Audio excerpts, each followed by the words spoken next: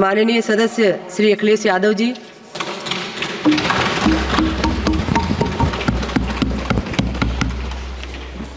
सभापति महोदया, मैं आपका बहुत धन्यवाद देना चाहता हूं कि आपने मुझे बजट 2024-2025 में बोलने का मुझे मौका दिया है।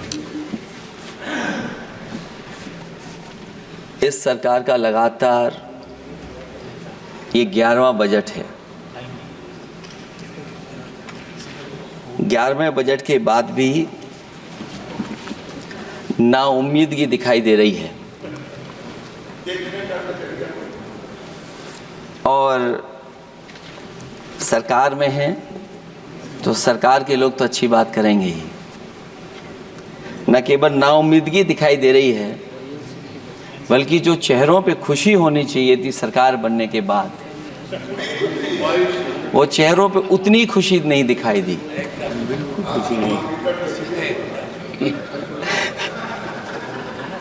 ये 11वें बजट में बेरोजगारों के लिए, युवाओं के लिए, गांवों के लिए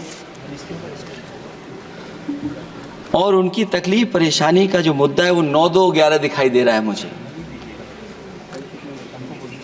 महंगाई में घर चलाना, बच्चों को पढ़ाना और घर के बड़े बुजुर्गों की दवा इलाज से लेकर के महंगाई का जो सामना करना पड़ रहा है, ये बातें परिवार वाले बखूबी जानते हैं।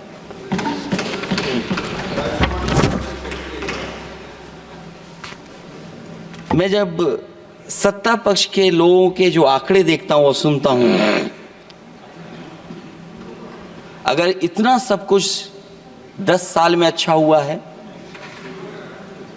तो आप हंगर इंडेक्स में कहां खड़े हैं? अगर 10 साल बाद भी यही बात सत्ता पक्ष की तरफ से आएगी कि हम कहां खड़े हैं। आपने बड़ा सपना दिखाया make in India. Uttar Pradesh जैसे बड़े स्टेट से सबसे ज्यादा लोकसभा के सांसद चुने जाते हैं। हमें कोई बहुत बड़ा प्रोजेक्ट नहीं मिला, कोई बड़ा प्रोजेक्ट नहीं मिला, प्रधानमंत्री जी मिले हमें। और अगर कोई सभापति महोदय कोई बड़ा प्रोजेक्ट मिला हो 10 साल में, कोई आईआईएम मिला हो, कोई आईआईटी मिली हो और जो ट्रिपल आईटी किसी समय पर उत्तर प्रदेश को मिली थी, क्या उसमें क्या सहयोग सरकार की तरफ से हुआ है?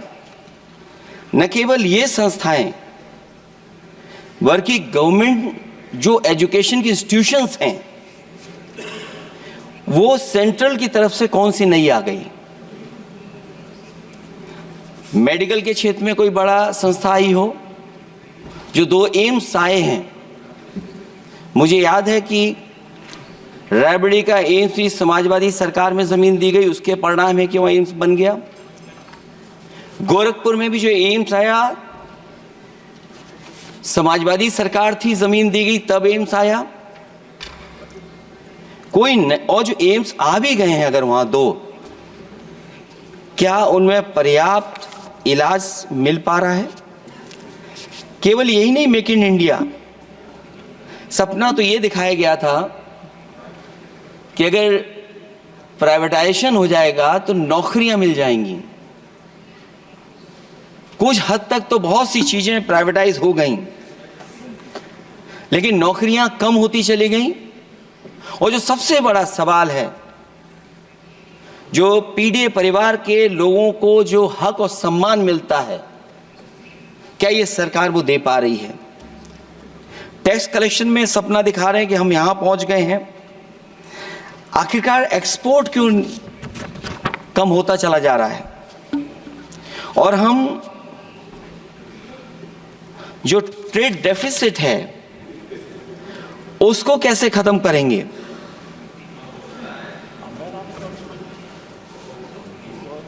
दस साल में अगर हम वहीं के वहीं खड़े हैं और कोई ऐसा कुछ न दिख रहा हो और परिणाम जो रिजल्ट आए हैं यूपी के, उसमें दिखाई दे रहा है कि आपने कितना काम किया है। सभापति महोदय, अगर ये सब कुछ अच्छा किया होता तो क्या परिणाम ऐसे आए होते? जहां हारे ही नहीं हैं आप, सीटें ही कम नहीं हुई हैं। देश के प्रधानमंत्री जी भी वोट से हारे हैं, वोट से हारे हैं। जो कभी 5 लाख तक जीतना था जिन्हें, या 10 का टारगेट बनाया था, कितने से जीते? तो कम से कम इन चीजों को तो देखें। मैं जब सुनता हूं सत्तापक्ष लोगों को तो मुझे वो लाइनें याद आ जाती कि वो झूठ बोल रहा था, बड़े सलीके से मैं एतवार न करता तो और क्या करता।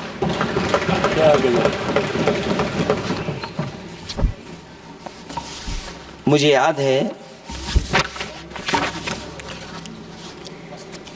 कि देश के प्रधानमंत्री जी ने जनकपुर में एक झंडा दिखाया था और उस बस में 35 लोग बैठ करके अयोध्या आए थे। सभापति महोदय, उस समय भी मैंने मांग की थी कि जहां से जनकपुर से यात्रा शुरू हो रही है और अयोध्या तक बस से लोग आएंगे तो पता नहीं कितने घंटों में आएंगे। मैंने मांग की थी कि वहां से लेकर के अयोध्या तक एक्सप्रेसवे बनना चाहिए कि कम से कम जो जनकपुर से आए और अयोध्या दर्शन करने आ रहे हैं और बस से आ रहे हैं, कम से कम उनकी तकलीफ परेशानी तो कम होती। जो आप कहते हैं कि एफडीआई बहुत आया है, मैं अभी सुन रहा था, कहा कि टेलीफोन बनने लगे। टेलीफोन बन नहीं रहे हैं, मोबाइल बन नहीं रहे हैं। वो समाजवादी पार्टी के समय पर नोएडा में जो इंडस्ट्रियल पॉलिसी थी, इलेक्ट्रॉनिक पॉलिसी थी, उसके तहत आई थी। वो इंडस्ट्री जितनी आई है उस समय उस पॉलिसी के तहत आई और बन नहीं रहा है, मेक इन इंडिया नहीं हो रहा है। लेकिन जमीन किसने दी है? जमीन किसने दी थी उन लोगों को? बिना जमीन पर हवा में बना दो तो मैं आपका धन्यवाद दूंगा। उस पॉलिसी के तहत वो झूठ बोल रहा था बड़े सलीके से। आप कह रहे हैं कि एफडीआई लाए हैं हम लोग। एफडीआई, अगर पूरे देश का हम एफडीआई देखें तो उत्तर प्रदेश को कितना एफडीआई मिला है? सभापति महोदय, अगर 1% से ज्यादा भी एफडीआई उत्तर प्रदेश को मिला हो तो बताइएगा आप। जो प्रोजेक्ट डिले हो रहे हैं, जिसकी वजह से कॉस्ट ओवररन हो रही है, उसका जिम्मेदार सभापति महोदय कौन है? डबल इंजन की सरकार है। लखनऊ में भी सरकार आपकी है, दिल्ली में भी सरकार आपकी है। आखिरकार ऐसा क्यों हो रहा है? और आज ही जब सदन में सभापति महोदय हम लोग आए हैं तो एक और रेल एक्सीडेंट की खबर सुनी है। जब से ये सरकार आई है, रेल एक्सीडेंट्स और पेपर लीक में कंपटीशन चल रहा है कि कौन आगे जाएगा।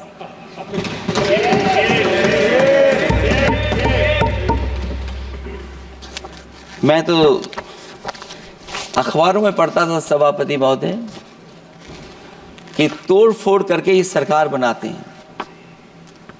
अभी एक सदस्य पिछली बार वो तोड़ फोड़ कर करके शायरी भी बनाने लगे हैं।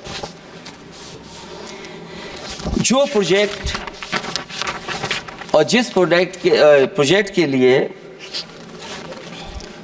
प्रधानमंत्री जी एयरफोर्स का सबसे बड़ा हवाई जहाज हरकुलिस विमान लेकर के आए थे और वो सड़क पर उतरे थे, वो एक्सप्रेसवे पर उतरे थे। मैं समझता हूं सभापति महोदया, यहां जितने माननीय सदस्य हैं सब ने देखा होगा और सब ने निर्देश के अनुसार उस पर ट्वीट भी किया होगा।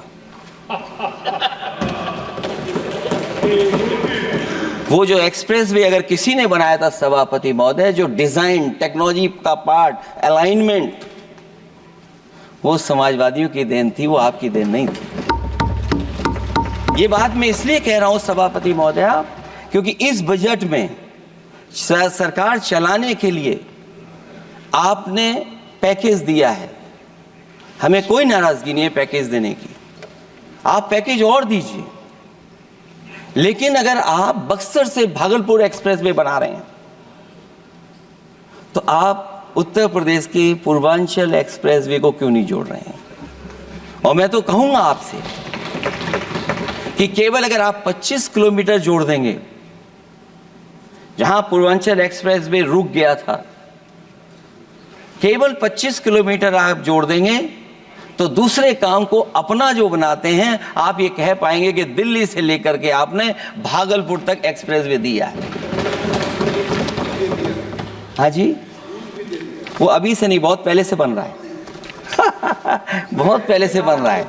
मैं ये नहीं कहना चाहता कि क्या दिया आपने, मैं ये कहता हूं कि अगर आप बक्सर से भागलपुर एक्सप्रेसवे दे रहे हैं केवल बिहार के लोगों को खुश करने के लिए, मैं उससे सहमत हूं कि आप बिहार की तरक्की के लिए एक्सप्रेसवे दें, लेकिन जो पखनपुरा, जो आखिरी गांव है जहां पर छूट गया है, वहां से आप क्यों नहीं जोड़ रहे हैं? और हमारे स्टेट के लिए आप कोई नया एक्सप्रेसवे क्यों नहीं दे रहे हैं? आप हमारे लिए क्यों नहीं दे रहे हैं एक नया एक्सप्रेसवे? आप दिल्ली के बजट से दे रहे हैं, आप यूपी अपने बजट से बना रहा है। आप बताइए कोई यूपी को आपने एक्सप्रेसवे दिया हो? कोई एक्सप्रेसवे नहीं दिया। और मैं तो कहूंगा, और याद दिलाइएगा अपनी सरकार को, एक बुंदेलखंड एक्सप्रेसवे बना था, अभी बताएंगे आपको उसका भी। सभापति महोदय, एक बुंदेलखंड एक्सप्रेसवे दिया सरकार ने, उत्तर प्रदेश सरकार ने, वो दिल्ली के बजट का नहीं है। मैं मांग कर रहा हूं कि दिल्ली के बजट से कोई एक्सप्रेसवे मिलना चाहिए। जो बुंदेलखंड एक्सप्रेसवे दिया, प्रधानमंत्री जी उद्घाटन कर करके वापस लौटे। अब रिपेयर का पैसा कौन देगा? वो आज भी रिपेयर मांग रहा है। सभापति महोदय, कोई कल्पना कर सकता है कि नया एक्सप्रेसवे बना हो जिसका प्रधानमंत्री जी ने उद्घाटन किया हो, वो आज रिपेयर मांग रहा हो? और वो एक्सप्रेसवे 6 लेन नहीं है, वो 4 लेन है। मैं इसमें भी सुझाव देना चाहता हूं, ये जो बुंदेलखंड वाला एक्सप्रेसवे है, ये अभी 15,000 करोड़ से ज्यादा का बना है स्टेट गवर्नमेंट का। इसको मुनाफा नहीं हो रहा, टोल कलेक्शन नहीं है बहुत ज्यादा।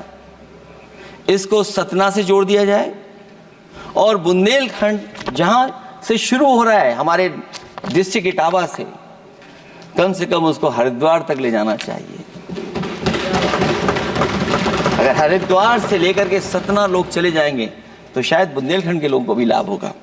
और सबसे बड़ी बात है सभापति महोदय, दिल्ली और लखनऊ मिलकर के उन एक्सप्रेसवे की सेफ्टी से और उसकी डिजाइन से खिलवाड़ कर रहे हैं। जो इंडियन रोड कांग्रेस कहती है, जो डॉक्यूमेंट कहता है, वो ये कहता है कि मीडियन सड़क का 12 मीटर से लेकर के 14 मीटर होना चाहिए। आप जाकर के देख के आइए, जो पूर्वांचल वाला बना है उसका मीडियन कितना है? क्या भविष्य में आपने चलने वालों की सेफ्टी के साथ खिलवाड़ की है कि नहीं की है? ये आपको विचार करना पड़ेगा। जिस समय लद्दाख और चीन को लेकर के सवाल उठा था सभापति महोदय, उस समय पॉलिटिकल पार्टी से सुझाव मांगे गए थे और सुझाव ये मांगे गए थे कि आप क्या सुझाव देना चाहते हैं। तो उस समय जो सुझाव समाजवादी पार्टी ने दिया था, वो सुझाव ये था कि लिपू लेक से लेकर के आपके ग्वालियर तक 6 लेन हाईवे बनना चाहिए। कभी जरूरत पड़ने पर सीमाओं पर हमारी फौज का आना जाना जल्दी हो जाए। और मुझे याद है, जो अखबारों में मैंने पढ़ा था, सरकार ने उसको स्वीकार कर लिया था कि 6 लेन हाईवे बनेगा वो। लेकिन जब टेंडर की बात आई तो सुनने में आया कि वो 4 लेन बनने जा रहा है। और अभी जब वो काम हो रहा है, जब काम मैंने दोबारा उसको देखा तो पता लगा कि डबल लेन पेव शोल्डर बन रहा है। सोचिए कहां 6 लेन बनाने की बात थी, आप डबल लेन पेव शोल्डर बना रहे हैं। और पता नहीं कौन उस हाईवे को डिजाइन किसने किया है डिजाइन, कि जितने भी कस्बे उसके आसपास पड़ रहे हैं, कस्बे वाले अब नाला कहां से बनाएं, घर ऊंचा करें कि सड़क को तोड़ें। बहुत सारे कस्बों को वो समस्या के संकट में डाल दिया है सरकार ने।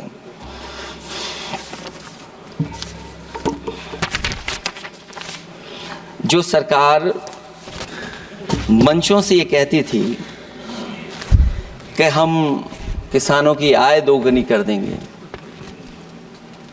आज तो 11 साल हो गए सरकार को। किसान की आय दोगुनी हो गई क्या सरकार बताए? और अभी मैं बहुत सारे माननीय सदस्यों को जब सुनता हूं तो वो कहते हैं कि हम एमएसपी दे रहे हैं। अगर आप एमएसपी दे रहे हैं तो उसकी कानूनी गारंटी क्यों नहीं दे रहे हैं? आप कानूनी गारंटी दीजिए। और फिर कई बार सुनने को मिलता है कि हॉर्टिकल्चर क्रॉप्स के लिए आप क्या कर रहे हैं, उसके एमएसपी की कब तैयारी करेंगे आप? और फिर आय दोगुनी में आप कितना देंगे किसान को? जो पिछले बार बजट में कहा गया था कि एग्रीकल्चर इंफ्रास्ट्रक्चर के लिए 1 लाख करोड़ देश को मिलेगा। अगर 1 लाख करोड़ देश को मिला होगा एग्रीकल्चर इंफ्रास्ट्रक्चर को, तो कम से कम यूपी का शेयर कुछ तो रहा होगा। सभापति महोदय, सरकार ने अगर एक भी मंडी बनाई हो तो बता दें। हाँ, ये अलग बात है कि अगर आप कोई चीज सुधारने के लिए कोई परिवर्तन कर रहे हैं, स्टोरेज के लिए किसी को पहले ही बता दे रहे हैं, वो बात अलग है। लेकिन किसान कहां जाएगा जहां उसको रेट मिलेगी? और फिर ये इस बजट में कहा जा रहा है कि हम 109 high yielding and climate resilient varieties लाएंगे। तो सभापति महोदय, हम अपने माननीय मंत्री से कहेंगे कि वो ग्लोबल वार्मिंग के लिए जो आप काम पिछले कितने वर्षों से कर रहे हैं, क्या हुआ उस ग्लोबल वार्मिंग का? COP21 में भी आप हुआ है, G20 में भी आपने आश्वासन दिया, और कुछ नहीं किया। तो आपको क्या लाना पड़ रहा है? 109 high yielding and climate resilient varieties. आप मुझे बताओ किसान पर कब तक पहुंचाओगे आप? और उसको पहुंचाने के लिए आपके पास क्या इंतजाम है? और फिर दूसरे पैराग्राफ में फिर बदल जाते हैं आप। अभी आप बात कर रहे हैं रेजिलेंट वैरायटीज की, और फिर आप कह रहे हैं कि हम नेचुरल फार्मिंग को बढ़ावा देंगे। सभापति महोदय, इस सरकार बताए कि रेजिलेंट क्रॉप सीड्स कब तक पहुंचा देंगे, उससे लाभ किसानों को कैसे मिलेगा? और फिर नेचुरल फार्मिंग जो अभी भी कर रहा है किसान कई जगह पर, उसके लिए क्या अलग से पैकेज है आपके पास बजट में? आपने तो केवल सभापति महोदय एक चीज सीखी है पार्ले जी बिस्किट से, महंगाई और मुनाफा। इस सरकार ने 10 साल में डीएपी की बोरी को, खाद की बोरी को छोटा कर दिया। इससे और ज्यादा छोटा मत करना आप। और आपने डीएपी, जब किसान डीएपी लेने गया तो सरकार ने कहा कि बिना नैनो यूरिया के आप नहीं मिलेगा आपको। मैं सरकार से जानना चाहता हूं कि नैनो यूरिया से क्या लाभ पहुंचा है किसानों को, ये बताइए। नैनो यूरिया से क्या लाभ पहुंचा है सरकार बताए।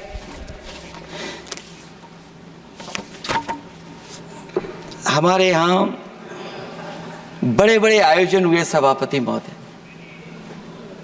इन्वेस्टमेंट मीट के बड़े बड़े आयोजन हुए इन्वेस्टमेंट मीट के, और 5 लाख करोड़ के एमओयू साइन हो गए। 5 लाख करोड़ के। मैं ये सभापति महोदय, बजट हमारी क्या मदद कर रहा है उत्तर प्रदेश के उद्योग लाने के लिए? और ऐसे आयोजन हुए जिसमें देश के प्रधानमंत्री आए, देश के राष्ट्रपति आए, और देश के जितने बड़े उद्योगपति सब आए थे। लेकिन आज यूपी को क्या मिला वहां पर? किसानों के लिए एग्रीकल्चर सेक्टर में बड़े बड़े एमओयू हुए, लेकिन आज जमीन पर कुछ नहीं दिखाई दे रहा है। मुझे याद है समाजवादी सरकार में, क्योंकि देश का सबसे ज़्यादा उत्पादन दूध का अगर कहीं हो रहा है तो उत्तर प्रदेश में हो रहा है। और उस उत्पादन को बढ़ावा देने के लिए और इन्वेस्टमेंट लाने के लिए उस समय की सरकार ने फैसला लिया कि अगर बाहर से भी कोई डेयरी या डेयरी प्लांट लगाना चाहेगा तो उसमें सरकार सहयोग करेगी। और परिणाम ये हुआ कि गुजरात की 3 अमूल प्लांट लग गए यूपी में। तो मैंने उद्घाटन किए, एक देरी से हुआ तो देश के प्रधानमंत्री जी ने किया। लेकिन उसके बाद कोई नया प्लांट आया हो तो बता दें। जो अमूल से पुरानी संस्था है, क्या उसका सहयोग कुछ करेंगे आप लोग? क्या आप पराग का सहयोग करेंगे कुछ? न केवल दूध उत्पादन में उत्तर प्रदेश आगे है, बल्कि चीनी में और गन्ने की पैदावार में भी कभी आगे कभी पीछे होता है। किसानों को भरोसा दिलाया गया था कि उनकी भी आय दोगुनी हो जाएगी, उनको भी बहुत सुविधाएं दी जाएंगी, बिजली फ्री दी जाएगी। सभापति महोदया उन्हें फ्री बिजली नहीं दी सका। ये आश्वासन था आपका। और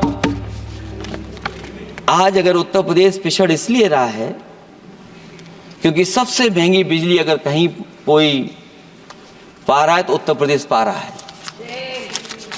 और मुझे याद है, क्योंकि बात ये मुझे इसलिए कहना चाहिए, बीजेपी के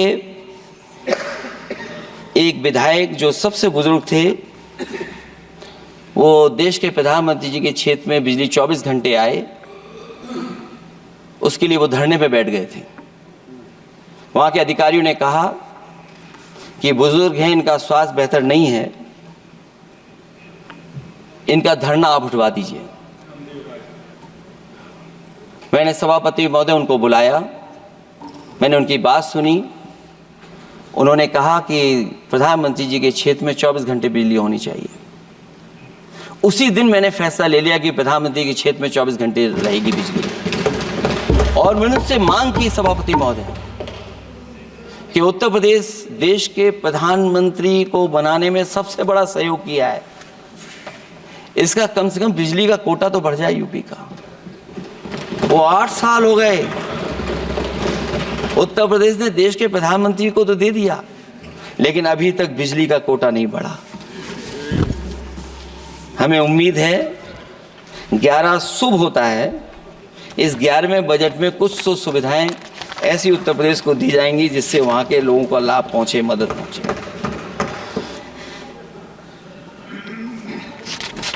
जहां किसान आत्महत्या कर रहा है, और पिछले 10 साल में सरकार जानती होगी कि कितने किसानों ने आत्महत्या की है, लाखों लाख किसान आत्महत्या कर चुके हैं। जहां किसान तकलीफ और परेशानी में है, वहीं सबसे ज्यादा अगर संकट किसी चीज पर आया तो वो नौकरी पर आया है, रोजगार पे आया है। जब सरकार का बजट मैं पढ़ता हूं तो जो स्कीम्स लाई जा रही हैं उसमें, क्या ये स्कीम नौजवान को पक्की नौकरी दिलाएगी? क्या इन स्कीम से 5,000 रुपए देकर के आप नौजवान का भविष्य बनाना चाहते हैं? आप क्या दे रहे हैं आप? और मुझे तो ये लगता है कि जो वर्क फोर्स आप बना रहे हैं ट्रेनिंग देकर के सरकार के पैसे से, अंतोगत्वा इनको भी एक्सप्लॉइट वही लोग करेंगे, उद्योगपति। आखिरकार जब इतनी टेक्निकल, इतनी ट्रेन फोर्स होगी, तो आप ये मुझे बताइए कि उसके भविष्य क्या होगा। अगर इतने बड़े पैमाने पे आप ट्रेनिंग करा रहे हो, सरकार का बजट उसमें खर्च हो रहा है, तो सभापति महोदय उनका भविष्य क्या होगा 5 साल के बाद? और जो अग्निवीर वाली नौकरी है, सभापति महोदय, कोई भी नौजवान जो फौज के लिए तैयारी करता है वो कभी स्वीकार नहीं कर सकता। जब पहली बार ये स्कीम आई थी अग्निवीर, उस समय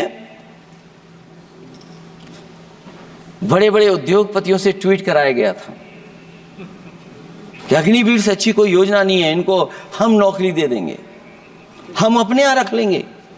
और शायद सरकार में बैठे लोगों को यह बात याद होगी, क्योंकि सरकार खुद स्वीकार करती है स्कीम ठीक नहीं है, तभी वो अपनी अपनी सरकारों से कह रहे हैं कि अग्निवीर वाले जो लौट करके आएंगे उन्हें कोटा दीजिए, आप नौकरी दीजिए।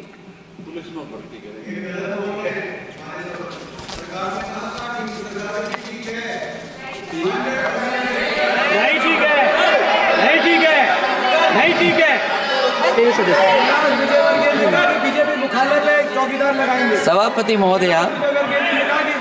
महोदय, मैं बैठ जाता हूं, आप खड़े होकर के कह दीजिए अग्निवीर व्यवस्था अच्छी है। मैं इस सभा में खड़े होकर कहता हूं, उस राज्य से आता हूं, हिमाचल प्रदेश से, जिसने पहला परमवीर चक्र विजेता मेजर सोमनाथ शर्मा दिए। कारगिल के युद्ध में सबसे ज्यादा शहीद होने वाले हिमाचल प्रदेश के वीर नौजवान थे।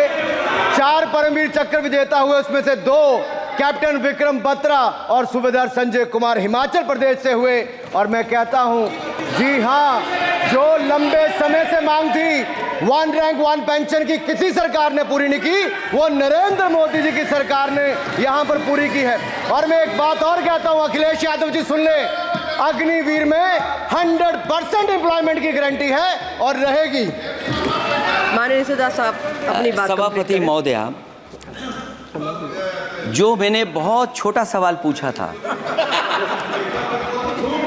मैं दूसरी बात कहता हूं, अगर ये जो बात आप कह रहे हो, तो आपको जरूरत क्यों पड़ रही कि आपको उत्तर प्रदेश में और प्रदेशों में कोटा देना पड़ रहा है 10%? सभापति महोदय, बैठिए। सभापति महोदय, जहां तक परमवीर, रुक जाइए।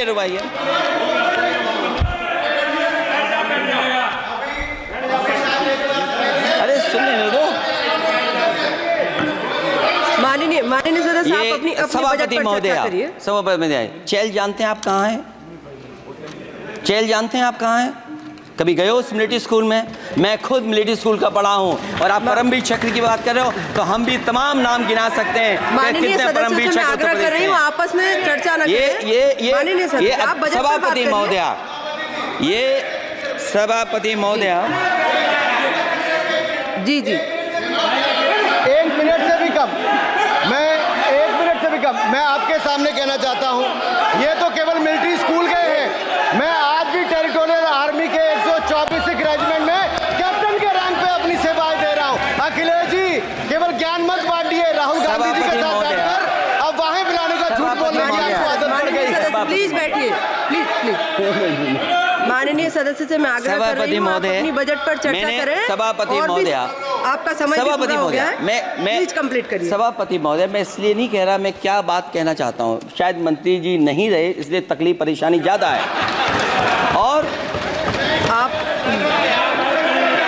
अरे हमारा दर्द नहीं समझोगे, हम आपका दर्द चेहरे से पढ़ते हैं। अच्छा, दर्द मैं बताता हूँ। माननीय सदस्यों से मैं आग्रह कर रही हूँ, सभापति महोदय, दर्द मैं बताता हूँ। बजट पर चर्चा करिए, प्लीज बजट पर चर्चा सभापति करिए। दर्द मैं बताता हूँ, देखिए दर्द बात पहुंचेगी कि नहीं पहुंचेगी। सभापति महोदय, उत्तर प्रदेश से जब से हारे हैं तब से कोई नमस्कार नहीं कर रहा है। तकलीफ वो है आपको। कंप्लीट करिए। वो वीडियो हमने देखा है कि कोई किसी को नमस्कार नहीं कर रहा है, कोई किसी को देख नहीं रहा है। चलिए, धन्यवाद माननीय। और जो अपने आप को बहुत ताकतवर कहते थे आप अपने आप को, जिसने हराया उसको नहीं ये हटा पा रहे हैं। अब बात समझ में नहीं आई ना? माननीय जिसने हराया उसको नहीं हटा पा रहे। और अगर सभापति महोदय, अग्निवीर व्यवस्था समाजवादी लोग स्वीकार ही नहीं कर सकते। आप बजट पर पूरा अपनी बात रखिए। सभापति महोदय, अग्निवीर स्वीकार नहीं कर सकते। आप अपनी जब भी हम सत्ता में आएंगे, साल 2 साल, ये चलने वाली सरकार नहीं है, गिरने वाली सरकार है, याद रखना। माननीय सदस्य, और देखिए, आप क्यों नहीं समझ रहे हो? साइकिल हमारा चुनाव चिन्ह है, साइकिल ही आपको सरकार चलवा रही है। जिस दिन साइकिल हट गई, आप कहां बैठे मिलोगे? और दूसरे हमारे साथी हैं जो हमें लेकर के यहाँ लाए थे। माननीय हम यहाँ सदस्य मैं छूट गए, आग्रह वो कर रही चले हूँ, गए कंप्लीट वहाँ। करिए सभापति Please, महोदय, please मैं complete करिए, please complete 2-3 बातें कहता हूँ यूपी को लेकर के मैं मांग करता जी, हूँ। complete करिए आप। सभापति महोदय, चंबल एक्सप्रेसवे बनना चाहिए, क्योंकि देश का सबसे बड़ा एक्सप्रेसवे जो 1 लाख करोड़ का बना है वो दिल्ली मुंबई से है, और यूपी को क्यों नहीं जोड़ रहे हैं आप? गंगा को लेकर के सब चिंतित हैं, गंगा की सफाई अभी नहीं हुई है। जो बजट गया पता नहीं कहाँ चला गया, किसी को नहीं पता। जैसे पानी बहा वैसे ही बजट भी चला गया। दूसरा, क्योंकि मंत्री जी बैठे हैं, वो जानते होंगे मंत्री जी कि देश की सबसे अच्छी लाइन सफारी बनी है इटावा में, और उस लाइन सफारी को बनाने में हम लोगों को बहुत समय लगा, क्योंकि एक लाइन सफारी, एनिमल सफारी अगर बननी हो उसको बनाने में बहुत टाइम लगता है, बहुत जगह से परमिशंस लेनी पड़ती हैं। हम लोगों को परमिशंस नहीं मिली, और क्योंकि वो प्रोजेक्ट अच्छा है, एशियाटिक लाइन्स की ब्रीडिंग शुरू हो गई वहाँ पर। ये सरकार इसलिए नहीं शुरू करना चाहती है क्योंकि वो समाजवादियों ने बनाई है। पहली बार देश में एशियाटिक लाइन्स पैदा हो रहे हैं। नहीं, वहाँ पर इटावा में पहली बार हो रहे हैं, और वो इसलिए नहीं शुरू कर रहे हैं। और वो शेर मैं बता दूंगा आपको, शेर आया था कि कोई और आया था, वो कहानी मैं नहीं पढ़ूंगा यहाँ पर, फिर मैं बोल दूंगा तो फिर कहोगे कि क्या बोल दिया मैंने, इसलिए मत बुलवाइए तो ही अच्छा है। कि कुछ तो धन्यवाद माननीय सदस्य, धन्यवाद।